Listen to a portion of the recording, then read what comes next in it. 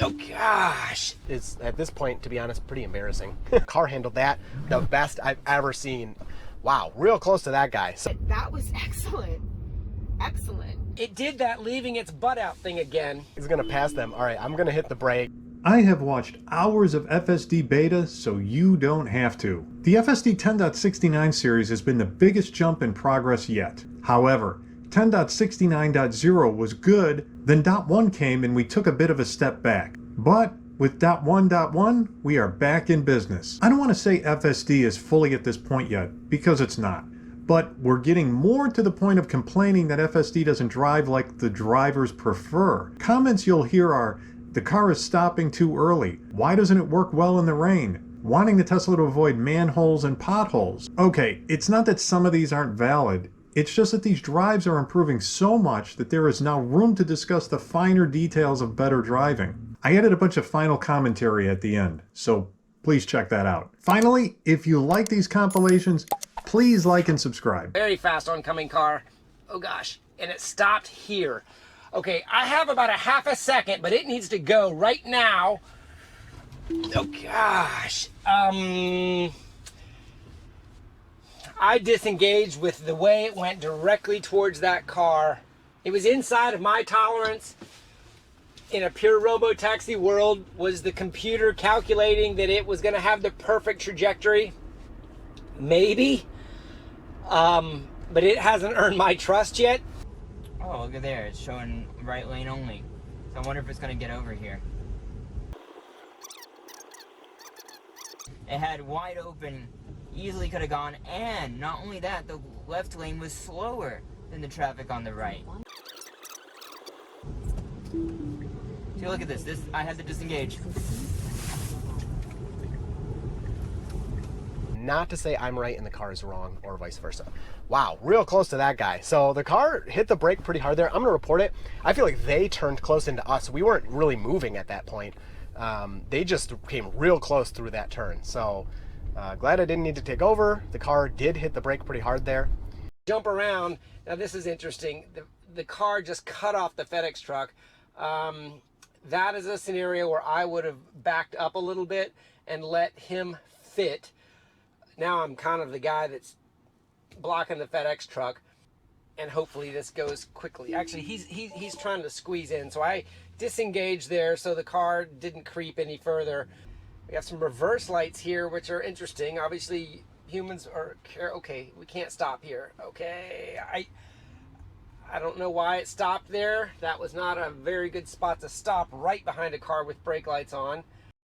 So some notes with this one. Phantom braking has been pretty much gone again so far, which is awesome, but obviously all is well. So, oh, we got a break there for that guy. So he's waving us along. Yeah, pretty appropriate. I think the reaction time was a tiny bit late. But you see all these lanes. I mean, like, I know I keep saying the lanes, but that was the one thing that it got hung up on. And look at even now, it's deciding there's stuff going on the right. Could have gotten in that lane. It probably used to. On the previous versions, it would have done that. So, pretty awesome to just see how it's handling all that. So that was an unnecessary right turn blinker that was completely erroneous because we were actually kind of turning to the left. So I don't know where that right blinker came from. Puts the median and where that truck is. That's good. A little bit of shadowing there on the other side of it. This is a good scenario. We got lots. Now we have a small gap. It'll be interesting to see if it rolls it with the truck here. It should go right now if it wants to. It needs to go. It needs to commit. It couldn't. It needed to commit before it did for this traffic here, in order for that to be successful. So It sucks because I'm like, you can't test in the rain. It used to work just fine in this rain on the earlier versions.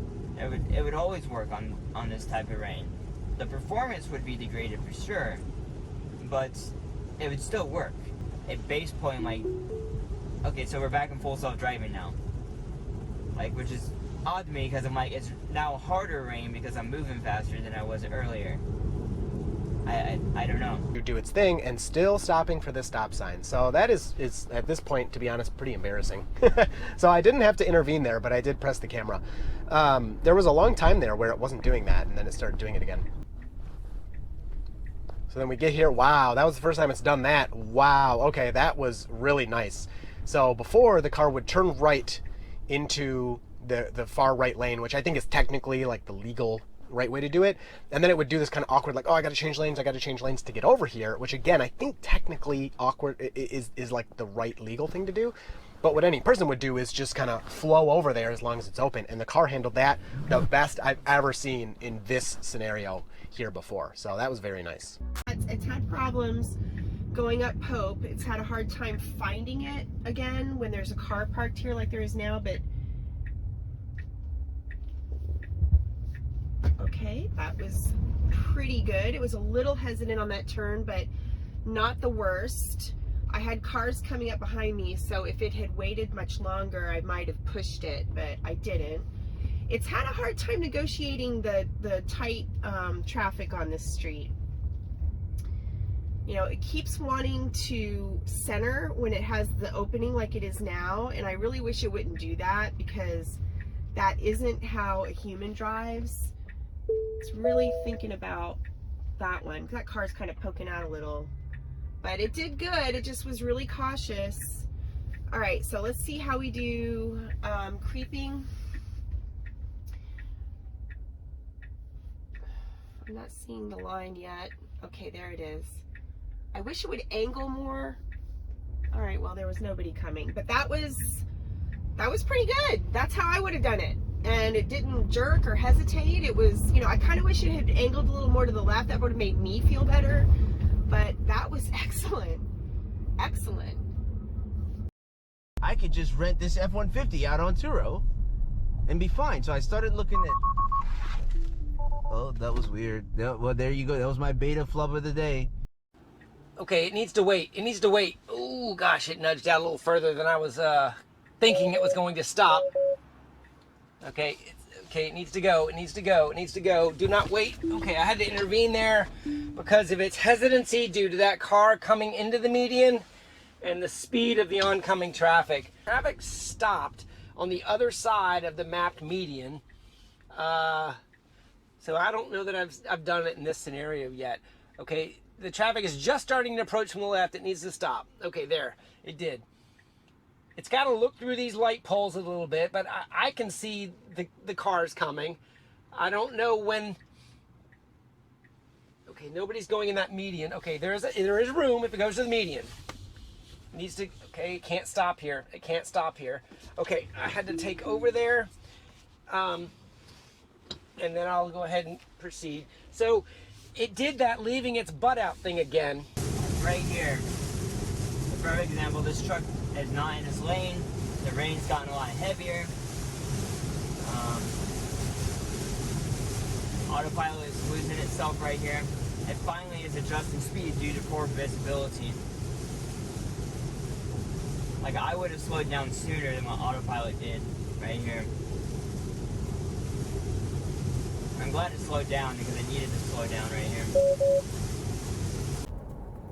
Okay, then it has to kind of get in here. Now I'm going to get ready to take over because this never seems like it has enough space for this car to fit, and I don't want it to hit the shrubs coming over. There's some shrubs here that are really, really close. I don't want it to intervene there. I want it to intervene so it doesn't actually hit those. So we got this red, and we stopped way behind the stop line due to all these pedestrians, and I actually love it. You know, a robo-taxi should be, like I keep saying, err on the side of caution. Being nowhere near those people, there's no reason to be at the stop line when you clearly can't go. So I really like seeing that. Now, these people have the right of way. They have their crosswalk. The car waits, again, far back here. And when they're far out of the way, now we will continue. Beautiful. Again, smooth, really nice, really liked it. We got to turn left and then immediately get into the right lane to turn right. And it usually does it fine, but the traffic can sometimes confuse it and box it out if it doesn't do it immediately. But okay, there it is. So green light, green arrow. God, I'd love it if it just went straight into the right lane. Ha ha, look at that. I almost talked it into it. Unless you're seeking the Falcon Wind doors, I mean, I don't know if I see a true benefit. So this is interesting. So there's a crosswalk here. Beta stops in front of the crosswalk, and I'm guessing it's because there's a separation. Something is off here. This is not party time. This is not, Beta is not ready. That's what I'm gonna say about this.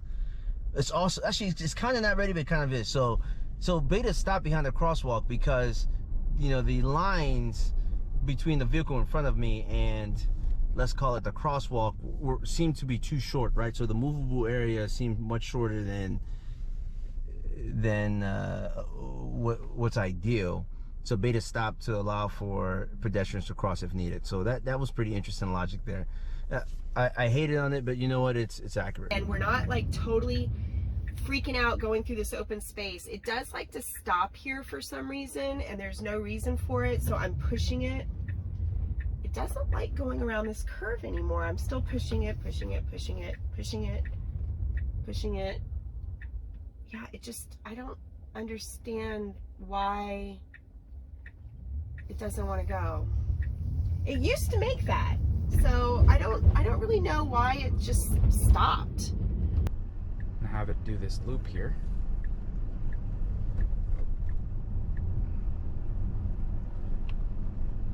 So interestingly enough, look at this. It literally can't go anywhere. So I think it thinks, let's see if it can. All right, so that's where I'm gonna have to take over. So I was hoping it'd get back over, but you know, there's just this fence. The great thing about it is it knew not to go forward. It clearly stopped. Yeah, it should have moved over. So that's one, I think, area of improvement for sure. So we got a green light. A little awkward here. It seems the car is not even carrying, about that car to the right. I don't know why it's getting so close. It like is gonna pass them. All right, I'm gonna hit the brake. Yeah, we get honked at. I don't blame him. I think if I would have left it, the car would have stopped for them because they started moving, but it was almost like it thought the car was parked there. Let me tag it just in case. Now this right turn is not quite mapped correctly, so the planner wants to go sooner. And if you notice, it says changing lanes. It can't do that, but the turn is right. Nope, that's not it. That's not it. You got to go a little further. Oh, and it stopped. Don't stop. I can almost feel vision and the planner fighting right there. It's like the vision system is like, the planner's not right here. What do I do? But it figured it out. It just with some cautiousness there. So, a little applaud there for getting it right. The pause kind of made me worry it was just going to stop, but it really didn't. It just kind of needed a second to figure it out. It ends up, kind of putting on the brakes, or slowing down, like phantom slowing, like it just did there. I'm not sure why it did it there. Quite a bit when I'm around other people or around pedestrians or cyclists. It's been stopping for crosswalks even when there's nobody in them or even thinking about getting in them. But if they're just walking on the sidewalk near the crosswalk, it's just been super cautious, which is good. But in a dense little town like mine with pedestrians everywhere, that kind of gets to be annoying. Still does some odd things from time to time. Can't completely fall asleep at the wheel like this, where there's no one coming. It's sort of taking its time getting into this intersection, and then it commits and goes. But overall, very impressed. Very, very impressed with the improvements in stability and level of comfort that they've added from 10.12 to now 10.13/ or AKA 10.69.1.1.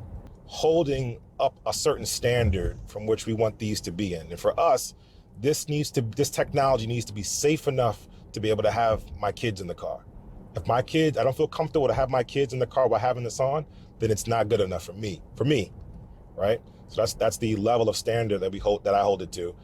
But so far, if I'm gonna sit here and think about how this drive is felt, it does feel like they tweaked the settings back closer to the 69.0 settings for the jerkiness or the acceleration. I don't know. I hate to even use this, but it feels smoother. But that is in comparison to the build I was just driving this morning. I don't feel like it's jerking around as much. Now, why it does the jerking around is a whole nother discussion, but it does feel like they've kind of smoothed everything out here a little bit. And everything, I think the entire time, was incredibly smooth. That was one of the better drives I think I have ever had on beta in town.